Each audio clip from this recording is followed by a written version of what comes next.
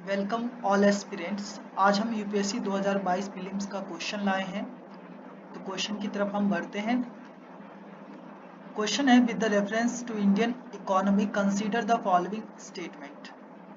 तो दो स्टेटमेंट दी गई है। A share of household financial saving goes toward governments borrowings. क्या जो हाउस होल्ड फाइनेंशियल सेविंग है गवर्नमेंट बोरोइंग्स में जाती है? पहले हम बात करते हैं हाउस होल्ड फाइनेंशियल सेविंग होती क्या है। तो ये जो हाउस होल्ड फाइनेंशियल सेविंग है कहते किसे हैं?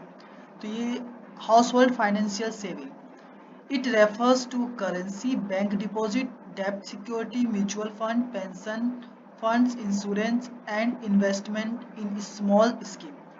तो ये जितने भी बैंक डिपॉजिट होते हैं, डेब्ट सिक्योरिटी होती है, mutual fund, pension fund, insurance, ये सब क्या होते हैं? ये सब हाउस होल्ड फाइनेंशियल सेविंग कहलाते हैं। ठीक है। अब यहाँ पे क्वेश्चन है, हाउस होल्ड फाइनेंशियल सेविंग जो है वो गवर्नमेंट बोरोइंग्स में जाती है। तो बात करते हैं public accounts as a part of public accounts. ठीक है, ये सब क्या है? पब्लिक अकाउंट के पार्ट हैं। तो it mainly consist of provident fund. तो इसमें क्या होते हैं? हमारे प्रोविडेंट फंड होते हैं जो सैलरी के बाद जो हमारे कटते हैं। तो इसका मतलब कि ये सारे जो होते हैं गवर्नमेंट बोरोइंग्स में जाते हैं, जितने भी हाउस होल्ड फाइनेंशियल सेविंग होते हैं। तो याद रखना, बैंक डिपॉजिट, डेब्ट security, mutual fund, pension fund, इन सब में से कोई एग्जाम्पल भी आ जाए तो ये सब हाउस होल्ड फाइनेंशियल सेविंग है। दूसरा बात करते हैं, इसका मतलब पहला पॉइंट हमारा सही है। Dated security issued at the market related rates in auction from a large component of internal डेब्ट।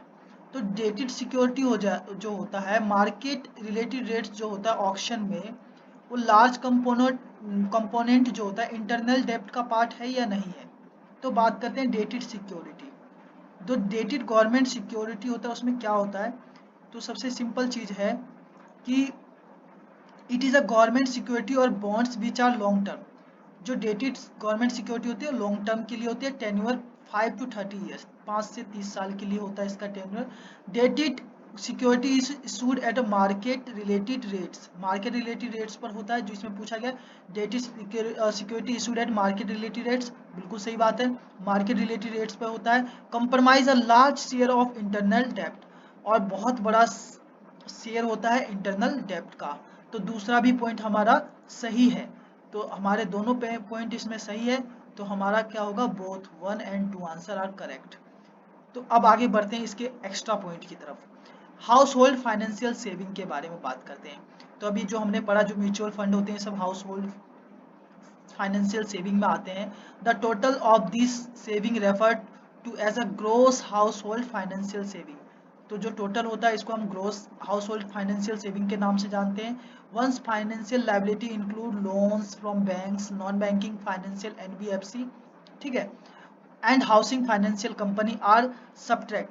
मतलब financial liability, loan from bank और एनबीएफसी को माइनस करने पर जो बचता है ग्रोस सेविंग, उसे हम हाउस होल्ड फाइनेंशियल सेविंग कहते हैं।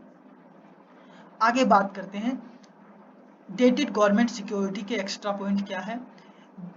द फिक्स्ड फ्लोटिंग कूपन, ये फिक्स्ड होता है और फ्लोटिंग कूपन भी कहा जाता है इसे, which are paid face value at the fix interval. आपने फेस वैल्यू और प्लेस वैल्यू पढ़ा होगा छोटी क्लासों में। तो फेस वैल्यू जो भी होता है उसके फिक्स इंटरवल्स पे पे किया जाता है।